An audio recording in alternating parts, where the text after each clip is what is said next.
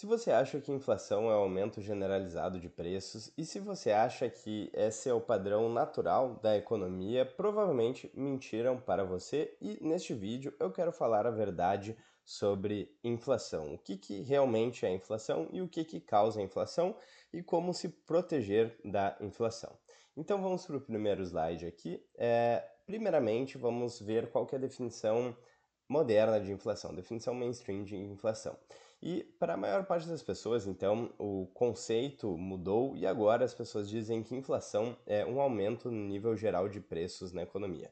Mas nem sempre foi assim e essa mudança foi feita de propósito. A definição clássica de inflação, como já diria Henry Hazlitt, é o aumento na quantidade de dinheiro e de crédito criado em decorrência dessa criação adicional de dinheiro. Ou seja, a inflação é um fenômeno monetário. Nas palavras de Hayek, então, há muita confusão nas discussões atuais em função do uso frequente e inadequado da palavra inflação.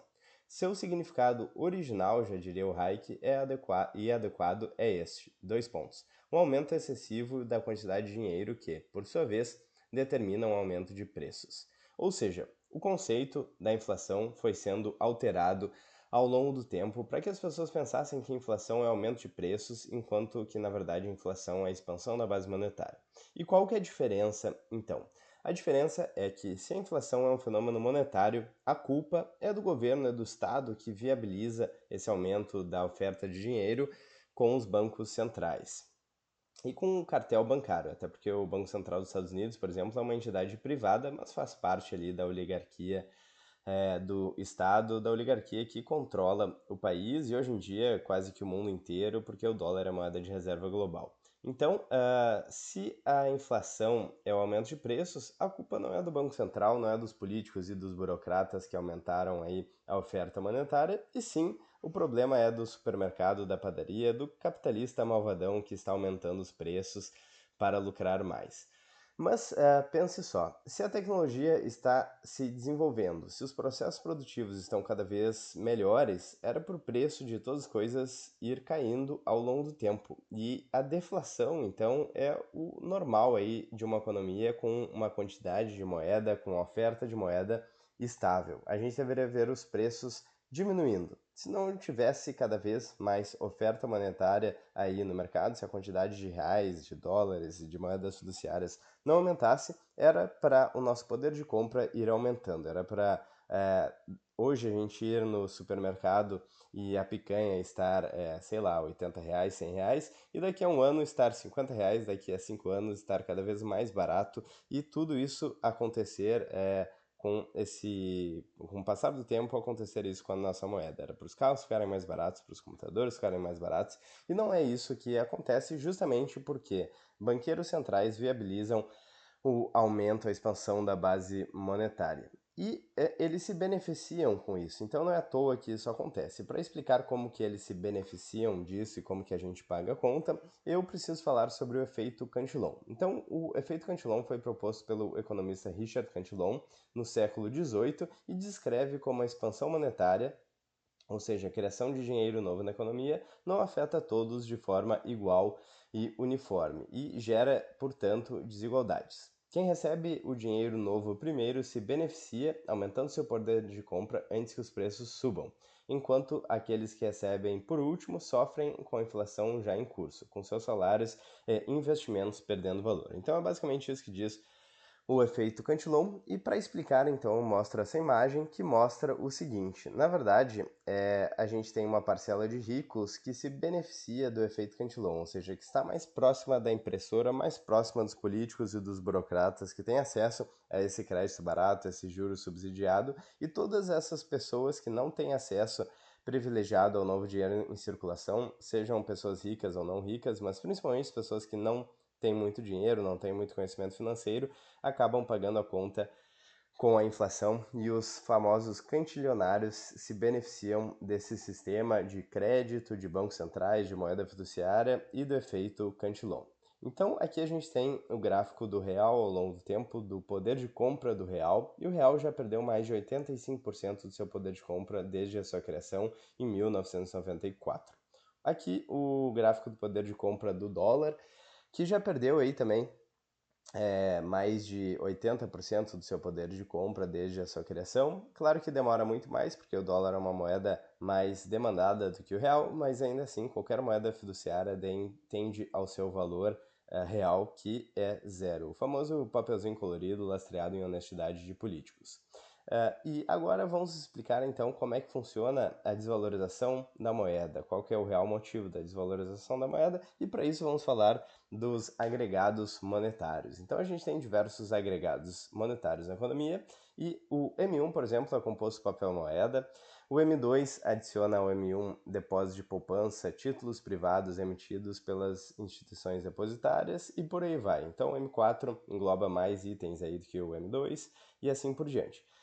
E para entender por que o dinheiro se desvaloriza, por que esse gráfico acontece dessa forma, precisamos dar uma olhada então na oferta de dinheiro, ou seja, no M2. Esse aqui é o M2 dos Estados Unidos, é a oferta monetária aí dos Estados Unidos, que vem crescendo ao longo do tempo e numa velocidade cada vez maior. Então a gente tem aí na equação da oferta e da demanda, a gente tem uma oferta cada vez maior de dinheiro. Isso significa que cada unidade de dinheiro vai valer menos. É uma conta básica. É claro que isso considerando o famoso ceteris paribus, ou seja, tudo mais constante.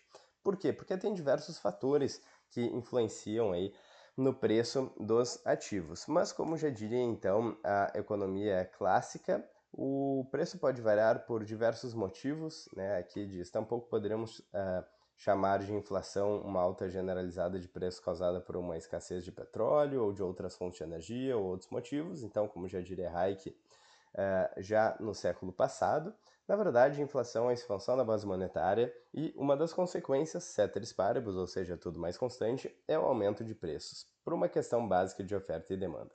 Então a gente vê aqui a oferta da moeda aumentando nas moedas fiduciárias, o M2 aumentando nos Estados Unidos, esse aqui é o M2 do Brasil, que também vem aumentando de forma cada vez mais rápida, e basicamente a consequência é a desvalorização da moeda, a perda do poder de compra, e enquanto isso, os cantilionários, os amigos do rei, se beneficiam, políticos e burocratas e grandes empresas da oligarquia atual que tem acesso a juros muito baratos, crédito subsidiado, se beneficiam desse sistema e todos nós pagamos a conta com a inflação.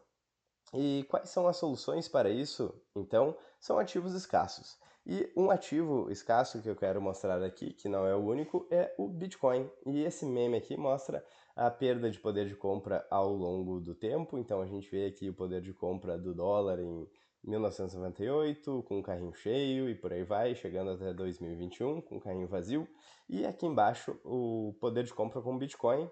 Então, em 2012, comprava muita pouca coisa e assim vai. Hoje em dia já é um valor muito significativo, vale mais de R$ 500 mil um Bitcoin apenas. Lembrando que a primeira compra feita com Bitcoin foram, se eu não me engano, 2 pizzas pelo valor de 10 mil Bitcoins. Então, isso só mostra o que aconteceria numa economia com uma moeda deflacionária, uma moeda escassa, que é o caso do Bitcoin. Na verdade, existe uma inflação para o Bitcoin, mas é uma inflação decrescente, como vocês podem ver aqui neste gráfico. Então, basicamente, o Bitcoin ele foi criado e a oferta aí de Bitcoins ela é decrescente, ou seja, a recompensa dos mineradores cai pela metade a cada halving, a cada mais ou menos 4 anos. Então, a oferta de Bitcoin segue essa linha azul que eu estou mostrando na tela, que é basicamente uma assíntota vertical horizontal, aliás, que chega em 21 milhões de unidades, enquanto que a oferta vai reduzindo. Então, é uma inflação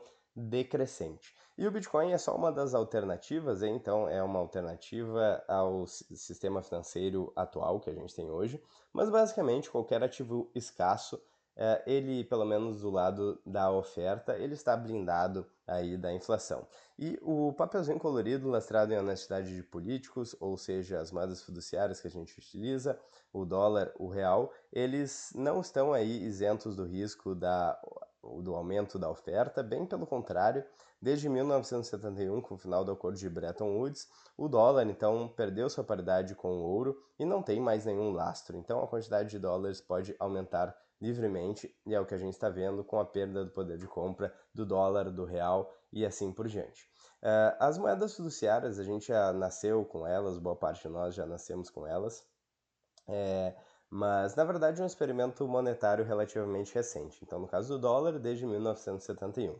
E a gente sabe, tem inclusive um livro que fala sobre isso, que é o The Fate of Empires, que diz que boa parte dos períodos de declínio civilizacional, de declínio de grandes impérios, foram marcados aí por uma inflação crescente, ou seja, um aumento da base monetária. Antigamente, isso era feito diluindo moedas, fraudando moedas, inclusive as moedas antigas têm aqueles risquinhos em volta da moeda, justamente porque as pessoas acabavam raspando essas moedas nas bordas para fazer outras moedas. Então existem várias formas de diluir aí, e hoje em dia é a forma mais fácil possível, que é simplesmente clicando em botões ali num computador e aumentando a quantidade de dígitos ali. Nem precisa sequer imprimir dinheiro físico, pode só expandir a base monetária, o crédito na economia de forma muito mais ampla e muito mais fácil, muito mais rápida. Então, estamos aí chegando perto do auge dessa loucura das moedas fiduciárias, com dívidas crescentes, dívida nos Estados Unidos já passando de 36 trilhões de dólares, e é tudo isso uma decorrência das moedas fiduciárias e um dos problemas aí disso é a inflação. Então mentiram para você sobre a inflação. Inflação não é aumento de preços, aumento de preço é uma consequência da inflação. A inflação real é o aumento da base monetária, como já diria aí a escola clássica de economia, a escola austríaca, é claro, ele resgata esse conceito, mas ao longo da história, inflação sempre foi aumento de base monetária e recentemente esse conceito foi deturpado de forma intencional. Então é isso. Eu espero que vocês tenham gostado do vídeo, espero que tenha sido esclarecedor para algumas pessoas. Se vocês gostaram, já deixem seu like, cliquem no sininho, inscrevam-se no canal. Vou ficando por aqui, um grande abraço e até mais.